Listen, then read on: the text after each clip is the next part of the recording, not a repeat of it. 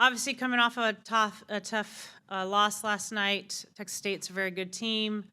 We knew that going in, but just weren't able to execute in a couple of areas when we needed to. So excited to bounce back, get back on the field tomorrow. We got Auburn coming in. Obviously, they have Maddie Penta, who's a nationally renowned pitcher that we're all aware of. So excited to get back out there. Excited to be in front of the 12th man. Get that going. All of our games have been full of excitement and support, and really just want to say thank you to the fans, to the 12th man for coming out and supporting softball. All right, Cease. So, Trisha, your last two losses is a case of the little things adding up to losses, or could you expound on that? Yeah, it's our first time losing two in a row this year. So I think for me, a couple of things. We made some defensive errors that were key, and then we're just allowing hitters to get on freely, whether it be bases, walks, baseball and balls, or hit by pitch.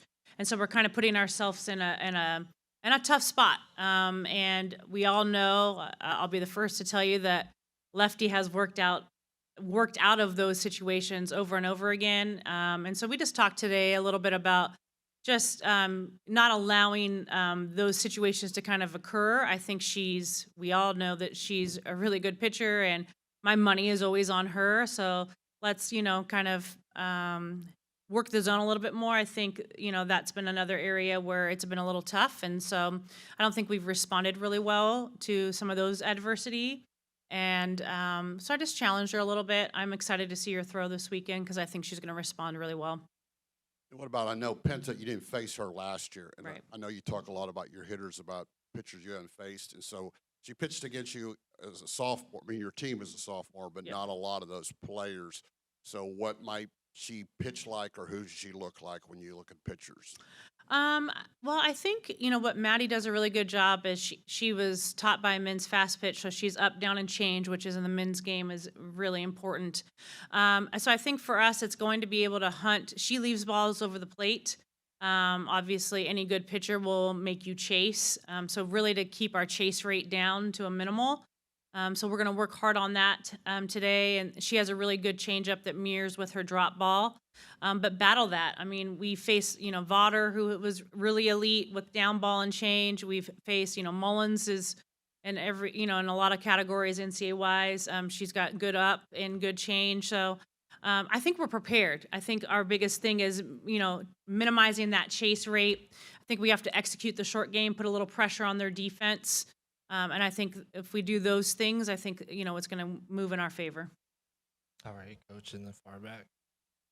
Hey, Coach, just having such a veteran team and just this being the first time you're having two losses in a row, just what are you expecting from the team in their response going into tomorrow, especially having today off? We're practicing Or today, but yeah, not having a not game, having a yes. game. Yes, yeah. But I think for me, really, it's going to show our character. I think that senior leadership is going to come out and kind of take the reins of this team, and really, I think you're going to see that from Lefty too. Her and I, like I said, had a really good talk this morning. I feel good about it. She is the leader of our program, and so I think you're going to see just an uptick in our focus, an uptick in our energy. I think if I was Auburn, I wouldn't be really excited that kind of the bear got poked. So I'm hoping that, what I expect to happen happens. And you guys played Texas State in the regional last year. Just what have you seen from them and being able to play them back to back? Yeah, Texas State, I just have a lot of respect for Coach Woodard. I think she does a great job. They lost to Texas, University of Texas, down, in Austin. Earlier this year, 1-0. They just have the ability to put the ball in play. They take advantage of mistakes. When we played them in the regional, if we remember, we were losing 1-0 in the seventh inning. They made a throwing error that allowed us to tie the game and then eventually win. And so this year, I guess you could say there was a little bit of payback, right? Because we kind of didn't execute at the end. But we had a lot of things up to that point that I felt like we could have put the game away. Allie Enright's ball, if it's 2 inches higher, it's over. There's a lot of things that, coulda, woulda, shoulda. But I think for us, they're a team that I enjoy playing. They play it's a good team. It's a good opponent. We beat them twice last year. They beat us once this year. Who knows? We might face them again at some point in time. But they have a lot of, just like us, a lot of senior leadership, some kids that are COVID and seniors and also regular seniors. So they just, they get it. They're seniors. So Hey, we'll keep Coach, pushing it back. how helpful is it to play a team like Texas State in the midweek? We talk about the grind in the SEC, and then you're playing another team like that local. How helpful is that to play a lot of local Texas teams that are really good? Yeah, the state of Texas, I think, is full of it. Sometimes I think helpful. Sometimes I feel like, oh, what were you thinking? But no, I think for us, it's a great opportunity for us to see high-level pitching, high-level game.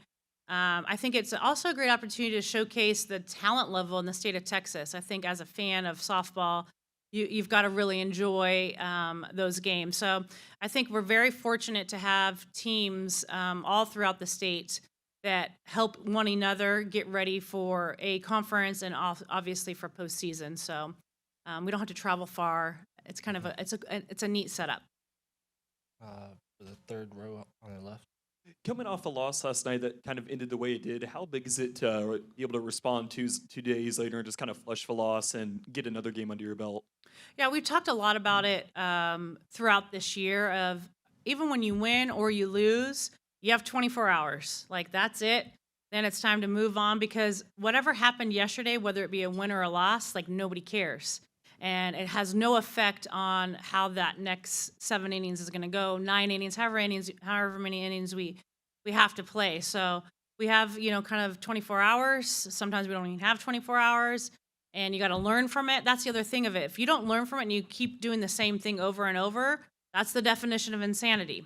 And I said, so let's not be insane. Let's come out here. Let's learn from it. Let's figure out how we can get better from it. And that happens in wins and in losses. And I think that's the biggest thing is we have to be learners. I am a lifelong learner. And so I was up quite a bit last night figuring out like, okay, what am I going to do in bullpen? What are we going to address? Team-wise, what are we going to do? So I think once that hunger goes away as a player, as a coach, you shouldn't be doing this anymore. So we hit that pretty hard. Coach, despite the loss last night, just can you talk about Shaye's performance, first start since she got injured, and just didn't even seem to have quite her best stuff, but was able to kind of get through that? Yeah, I actually talked to her as well this morning. Excited to see her back out there, honestly. Excited to see her out there competing. She's an integral part of our program, of our staff, of our rotation. And she wants to be out there. She knows she has 2 more months left of her career. She's like, give me the dang ball, let's go. So I thought we watched her game this morning. I thought she had some really good pitches. We talked about a couple of adjustments that she is like, yeah, I can kind of feel that. And excited to just kind of move forward with her and excited for her this weekend. She's, as you guys know, like she's just a huge part of our staff, a huge part of this program. And we talk about this all the time. Like she chose to come back for her 5th year, and we're in year 2 of Shaye really being a pitcher, and just excited about her growth.